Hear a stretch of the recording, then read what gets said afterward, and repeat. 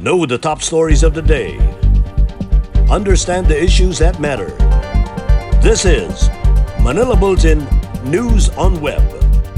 Your quick rundown of top news in the country and around the world. Manila Bulletin, celebrating 120 years of timely stories and timeless truths. Be fully informed. Hi, I'm Barbie Atienza. This is MB Now, and here are your news on web. The Metro Manila Council is set to announce today, July 14, its recommended quarantine status for the National Capital Region from July 16 onwards to the Interagency Task Force for the Management of Emerging Infectious Diseases. Piñas City Mayor Edwin Olivares, also the chairman of the MMC, said Metro Manila Development Authority Chairman Benhar Abalos will announce a decision of the Metro Manila mayors on the next quarantine status for the NCR. He said Metro Manila is currently under the general community quarantine with certain restrictions until July 15. Olivares said that even if the number of COVID-19 cases in the metropolis are decreasing, Metro mayors still cannot afford to let their guards down. The Octa Research Group revealed that the average number of new COVID-19 cases in NCR from July 6 to July 12 was 2% lower than the previous week. The group also reported that the reproduction number in NCR was recorded at 0.93 over the same period. A reproduction number of 1 or higher is an indication of the continuous transmission of the virus.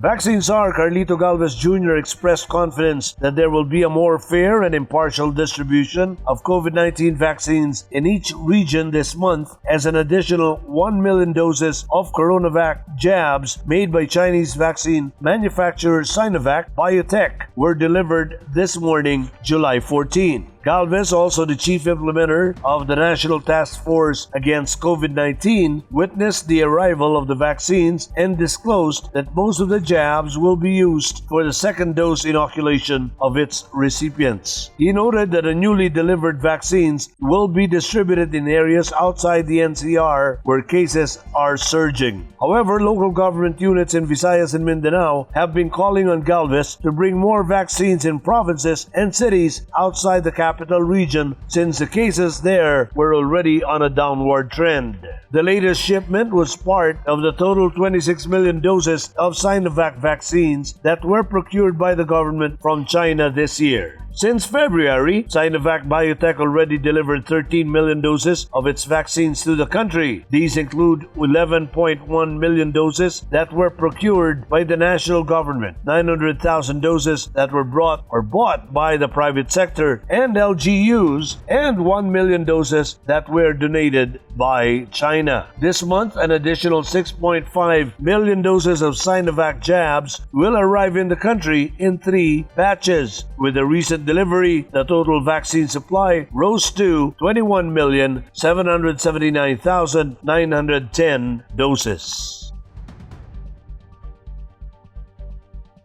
The Philippines, the Commission on Elections, or COMELEC, is considering to only allow one voter at a time in each polling precinct on May 9, 2022. COMELEC spokesperson James Jimenez disclosed this during the forum organized by the House Committee on People's Participation Tuesday, July 13. He quickly clarified this as just one of the range of possibilities that the poll body is exploring to ensure a safe conduct of the 2022 national and local elections. Unlike the previous elections where at least 10 voters are allowed inside polling centers, Jimenez said they would allow only 1. Jimenez said the total number of people in voting precincts might be limited to just 5. 3 would be of the electoral board, while only 1 watcher will be allowed.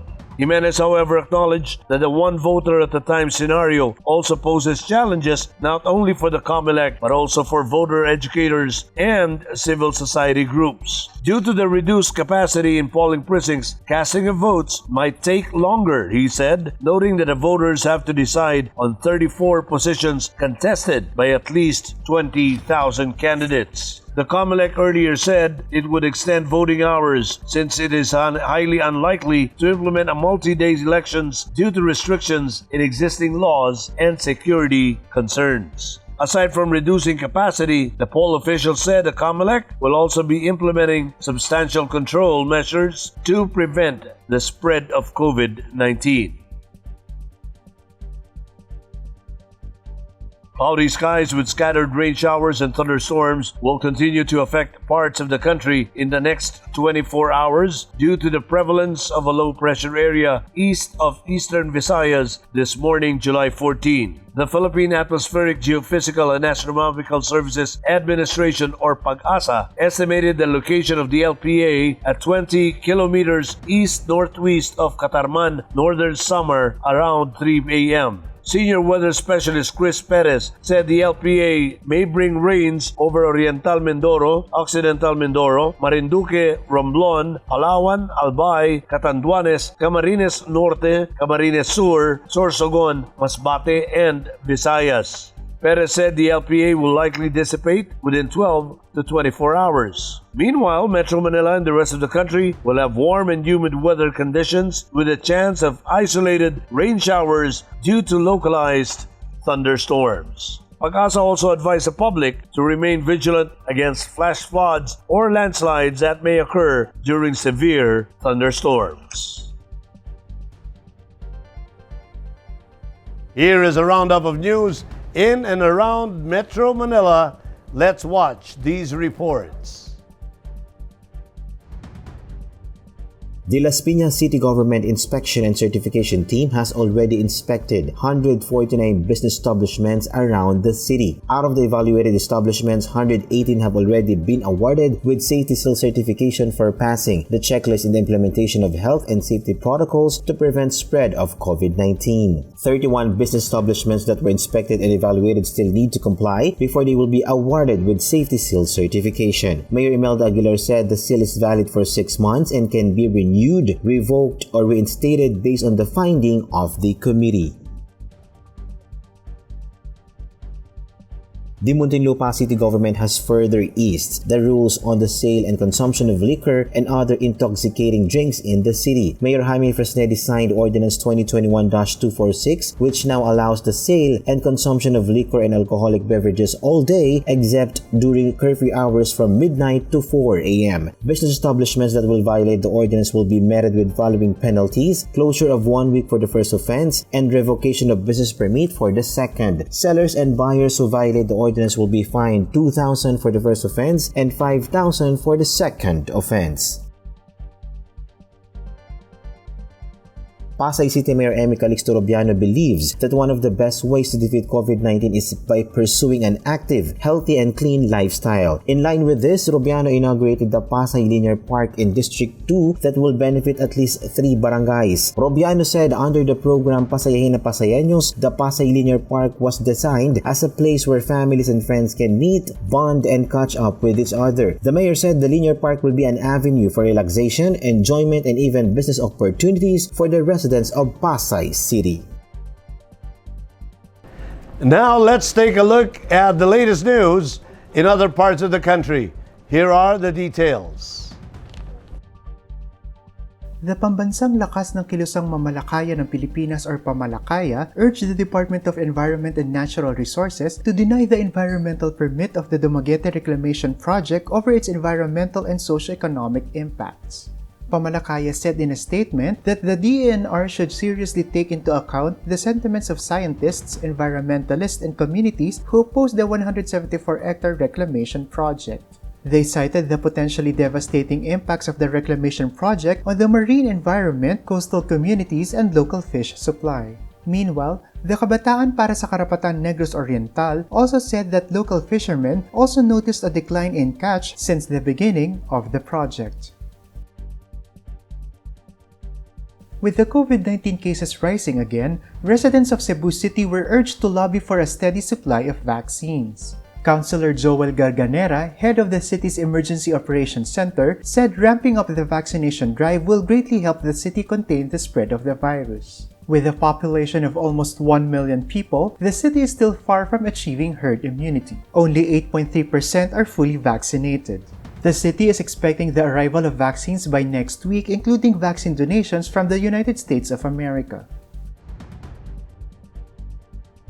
The city government of Davao will still require inbound flight passengers to show a negative RT-PCR test result even as local government units were given the prerogative by the IATF to utilize the vaccination card as an alternative to travel testing requirements. The city has been implementing City Ordinance No. 0477-21, known as an ordinance providing for mandatory testing prior to entry into Davao City via the Davao International Airport. City Mayor Sara Duterte said the RT-PCR negative test requirement is still necessary since even those who are fully vaccinated can still be infected by COVID-19. For the updates from around the world, here is that report. United Nations Secretary-General Antonio Guterres said on Tuesday that 11 billion doses are needed to vaccinate 70% of the world to end the COVID-19 pandemic. The UN chief said that a global vaccination gap threatens us all because as the virus mutates, it could become even more transmissible or even more deadly. Guterres said the world needs a global vaccination plan to at least double the production of the vaccines, ensure equitable distribution through COVAX, coordinate implementation and financing, and support national immunization programs.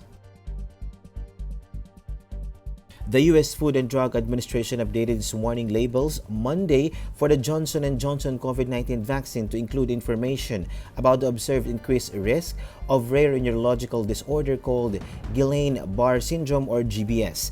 Based on analysis of Federal Vaccine Safety Monitoring System, officials have identified 100 preliminary reports of GBS after approximately 12.5 million doses administered. Of these reports, 95 of them were serious and required hospitalization. There was one reported death. Pope Francis continues to recover and will return home as soon as possible from hospital following surgery on his colon, the Vatican said on Tuesday. The 84-year-old pontiff was admitted to Rome's Gemelli Hospital on July 4 after suffering from a type of diverticulitis, an inflammation of pockets that develop in the lining of the intestine.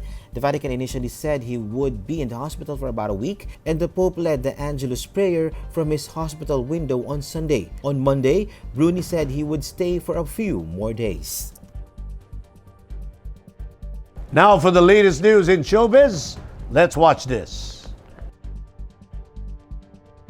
Star builder and director Johnny Manahan, known to fans as Mr. M, is now officially a kapuso.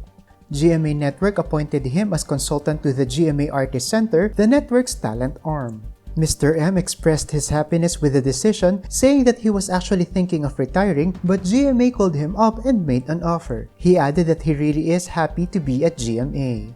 Mr. M also revealed that he worked for GMA during martial law, and he feels that now that he is back, he has gone full circle. As to what exactly he is going to do as a consultant, Mr. M shared that the main goal is to develop new breed of artists in GMA and that he plans to work with the GMA Artist Center team and see what needs to be worked on, what needs to be improved in terms of styling, imaging, marketing, and work together to achieve that goal. Now for the latest news from Manila Bulletin's sports section. Let's check this out. Powerlifter Achele Guion became the 6th Filipino athlete to qualify to the Tokyo Paralympics next month after earning a berth through bipartite approval. Guion is a 3-time silver medalist at the Asian Para Games, winning it in 2010, 2014, and 2018 editions. She also competed at the 2012 London Olympics and placed 6th in the women's 44 kilograms category. With Guion's qualification, the country has surpassed the number of qualified Pinoy athletes at the 2016 Rio Para Games, where 5 athletes competed in Brazil. In today's Tech Talk, Manila Bulletin's Tech News editor Art Samaniego shows us the newest portable Bluetooth speaker from JBL. Let's watch this.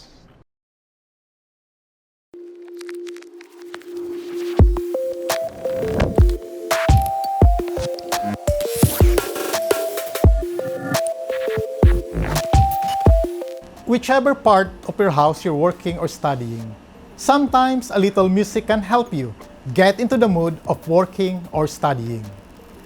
That's why portable and high-quality Bluetooth speakers are popular nowadays. Today, we check out JBL's newest wireless speaker, the JBL Charge 5. Hi, I'm Art Samaniego and welcome to another episode of Tech Talk. This latest wireless speaker from the JBL Charge series maintains the impressive sound performance JBL is known for. JBL Charge 5 comes with a separate tweeter, dual passive radiators, and a deep bass that delivers professional and impressive sound. There's nothing much to say about its performance, as it delivers what is expected with a sound device from JBL. Perfection. Its 8.8 by 3.8 by 3.7 inch speaker has a silicone bumper that is built to survive whatever crazy action you choose to do. It's also IP67 rated, so you are guaranteed that it's water and dust proof. Its Bluetooth 5.1 connects quickly to your phone and there's no need to install any apps. But if one Charge speaker is not enough for you, you can pair it with another Charge 5 speaker and select JBL speakers. On the top panel of the Charge 5 are the main control buttons. From left to right is the pairing mode to pair it with another speaker. Volume down button, power button, Bluetooth button, volume up, and the pause and play buttons. Up front is the JBL logo and underneath is the power indicator. At the back, you will find its Type-C port specifically for charging, and next to it is a USB-A port built specially to charge your mobile devices. The JBL Charge 5 packs a 7,500 mAh battery, perfect to juice up your phone and play your favorite tunes all day. In fact, JBL boasts that the JBL Charge 5 can actually play music for about 20 hours. So despite its small body, it can fill your room with clear, high-quality music, perfect for your work-from-home setup or even while in quarantine. And that is Tech Talk for this week. Join us again next week for more tech updates. This is Art Samaniego and this is Tech Talk. Be fully informed.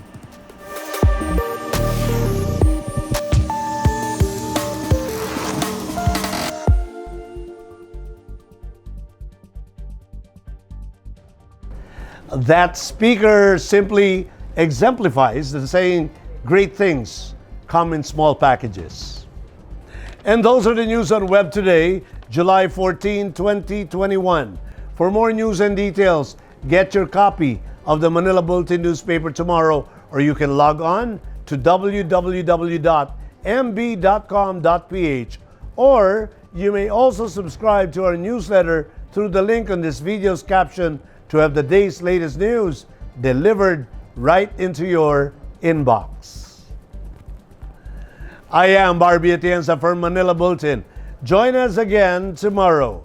This has been MB Now. Be fully informed.